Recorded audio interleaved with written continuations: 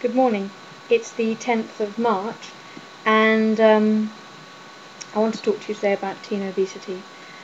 I've had a huge amount of success with it, treating teen obesity, simply because I don't talk about putting the teenager on a diet.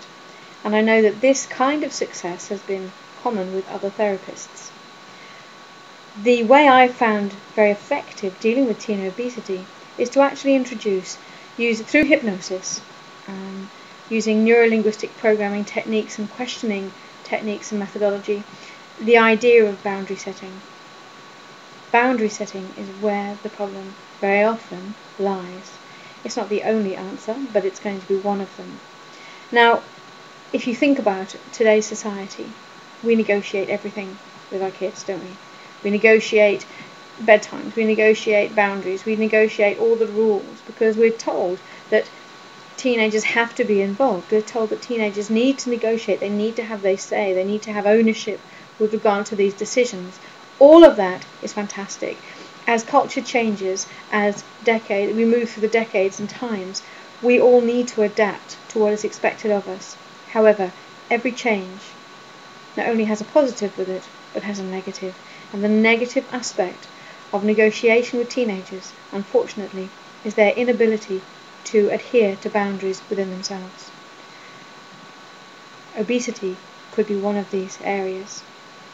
It doesn't mean that your teen may be obese because of this. However, I've had great success dealing with obesity, focusing on boundary setting. So, using neuro-linguistic programming through hypnosis, so it's nice and easy. I'm not asking the teenager to negotiate, I'm asking the teenager to process. You're able to, or I have been able to, effect quite profound change with my teenagers simply because they've understood about boundaries. Now, I'm not blaming any parents. What I am saying is that the side effect of today's society with regard to negotiation has led to teenagers negotiating within themselves with regard to their own boundaries. And when it comes to food habits and eating, it's just not good. It's just not healthy. If we think of our subconscious mind like a naughty 9-year-old, great when they're concentrating on one thing at a time, but very good at getting what they want. If you have a naughty 9-year-old within you, the inner child within you, negotiating with the outer person, if the outer person is only 13 or 14, they don't really have the life experience and the knowledge to assimilate all of the things they've learned and to be able to adhere to a boundary.